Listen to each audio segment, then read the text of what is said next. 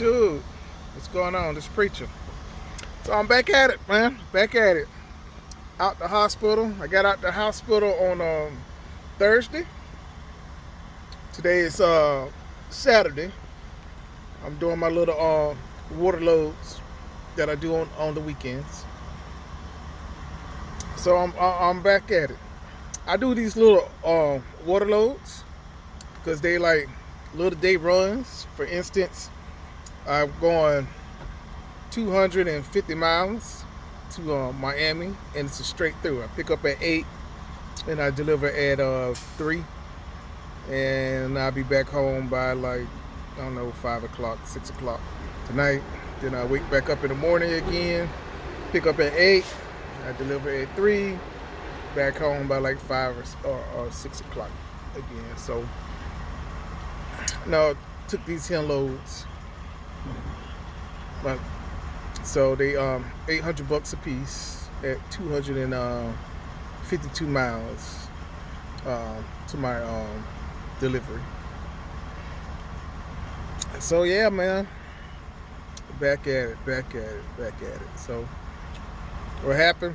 I wind up having a one block artery that they had to clear out, and I had got one stent put in.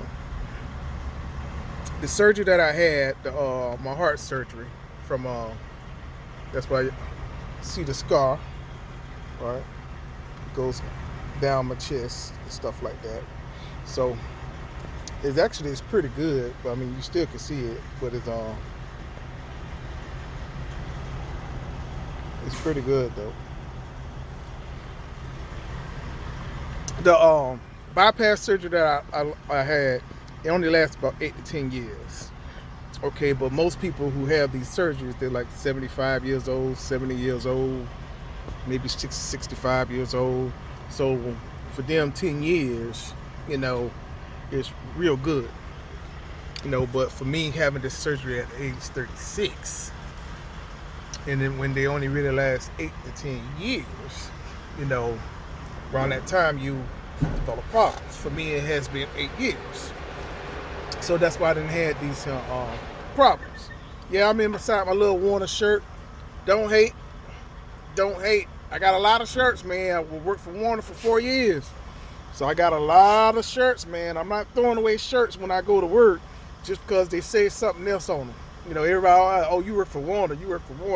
I'm like, man, no, I don't work for Warner, but I did work for Warner. Warner was good to me. I can't speak for everybody else. And that's another thing that I hate. People would talk about a company because how they got treated at the company. And they think everybody else got treated that same way.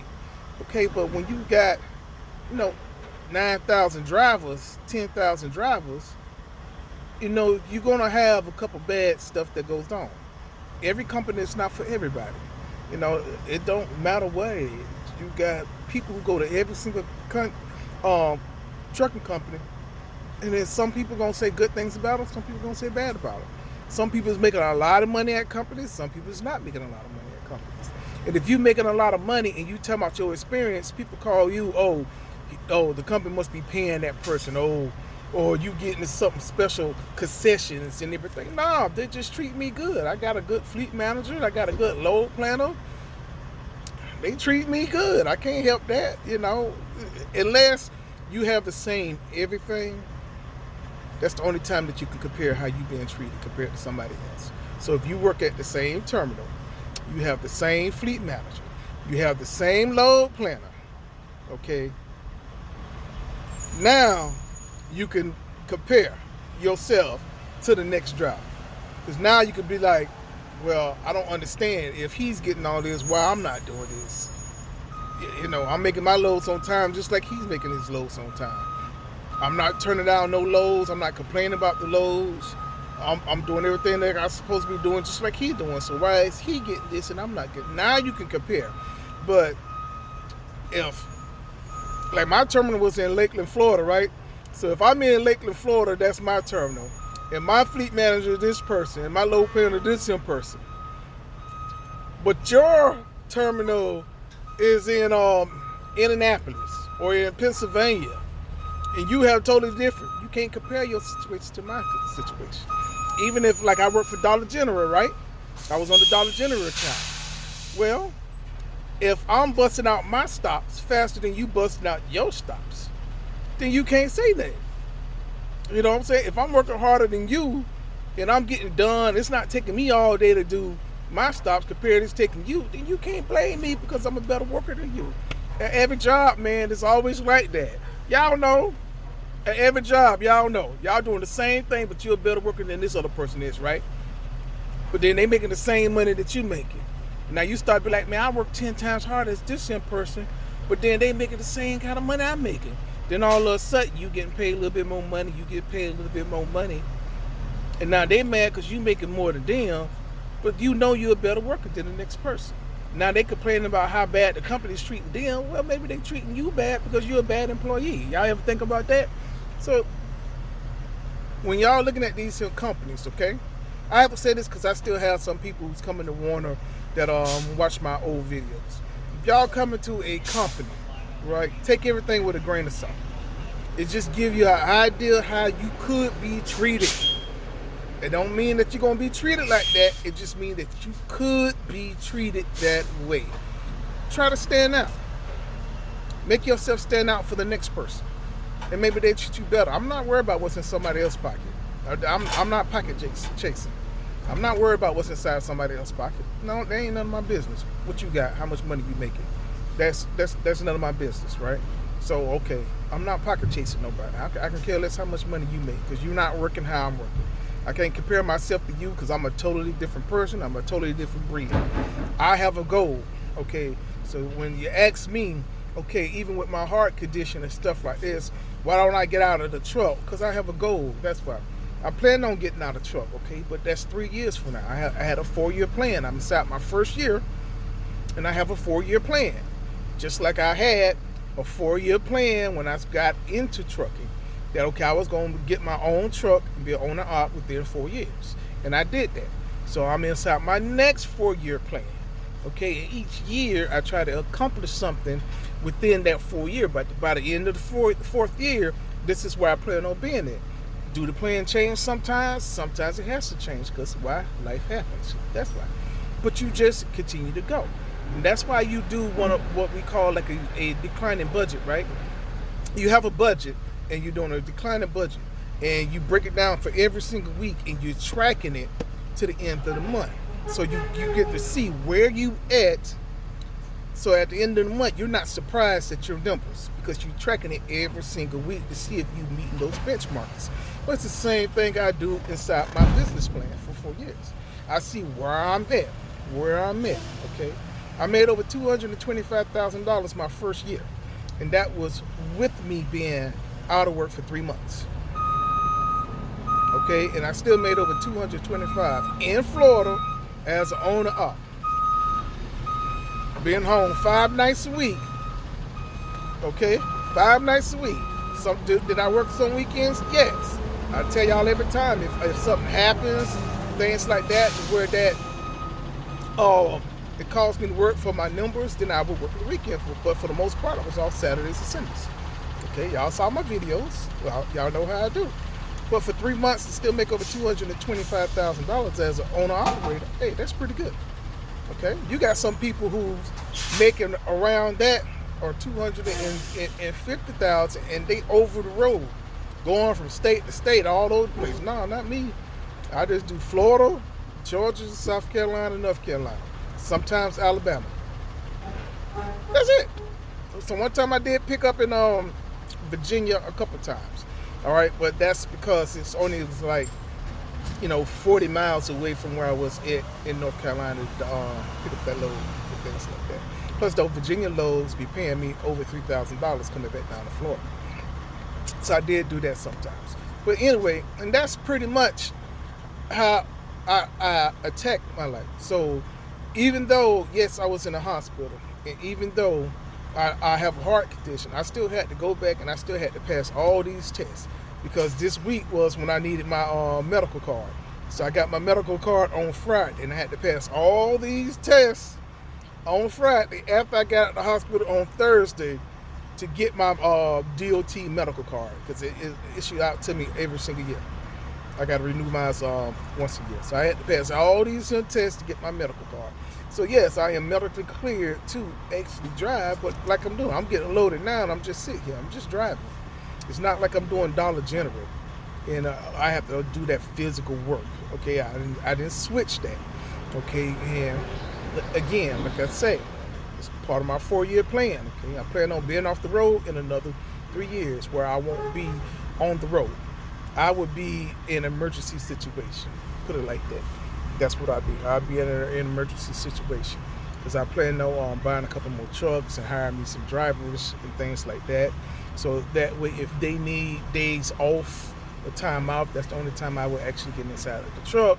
It's when my drivers need time off and things like that, days off. If something happens to when they got to take some time off work, that's when I'll be the one to get inside of the truck and do that. So I would still keep my medical card, but that's the only time I'd be driving at that particular point in time. But yeah, but I'm back at work, okay, and that is why I continue to drive. I'm motivated, man. You have to be motivated in life, okay? No weapon against you shall prosper. You got to remember that, all right? No weapon against you shall prosper, okay? And just because you go through some things, that don't mean you give up. You get back up and you keep moving forward. Every time you get knocked down, you know what? You get back up and you keep moving, okay? Ain't nobody said you're not going to fall. Babies fall, but you know what they do? They keep getting back up and walking, right? And pretty soon they get their balance, they get this, and they stop falling. So you're going to fall when you first started now. It's how you get back up and get back inside the game that makes the difference. So you got to get back up, get back inside the game. You fall, you get hurt, patch yourself up, get back up, get back inside the game. Okay, and that's another good reason why I have a paid off truck. You know, I don't have to worry about payments. When I went in the hospital, it was on Monday when I went on the hospital. And I had my regular 4 loads that I do every single week. That pays me $6,300, right? So I'm doing the pre-trip and stuff on my truck, getting ready to go, all right? And then after I did the pre-trip, that's when I would start having these, heart issues, chest start pains. I had breathing problems. I'm like, man, what is going on? I started getting a little bit dizzy. I said, you know what? Let me go to the hospital, right? So I left my truck at the truck stop where I was parked at the Love's off State Road 70. That's exit 129 on 95. I left my truck right there, went to the hospital, and I was like, you know what? I'm not finna get in my truck if I'm feeling a certain kind of way. I'm not finna do that. Let me go get checked out. When checked out, that's when I had the problems, man. So that's how it is. But I'm back. I'm good. I'm feeling all cheery. Again, if you get knocked down, you got to get back up. All right? No matter what the situation is. It may not work out how you planned, but you know what? You find a way. You don't give up. You find a way. Okay? I don't make a move unless my mind is 100% made up that it is time to make this move. Because you know why? When things get hard, I'm not going to run back. Because I done made it up in my mind, it's time to move. When you want things, just because you want it don't mean you go right away. Sometimes you want it, okay, now you know what you want, right? Let me start planning and researching on how I'm going to be able to get what I want. And do it in steps. This is how I'm going to do it. This is how I'm going to do it.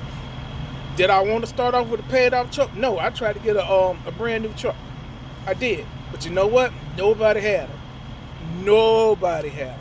I went everywhere. Try to get them. No, these companies already had them. Nobody had them when I was starting. Nobody had no brand new trucks at all. So then I was like trying to get used trucks, right? No dealership had used trucks. No dealership. I even went to we have a LRM leasing down here, right? In Florida. I went down there to Fort Lauderdale. No trucks. Even at the second location in Texas, no trucks. Nobody had no trucks. Give me a month. Give me a month and a half. Give me 2 months. I heard all that particular stuff. All right. So then I started looking at auctions, and I started looking online. And I started looking at Facebook Marketplace. And I said, you know what? Let me go ahead and get me a cash truck.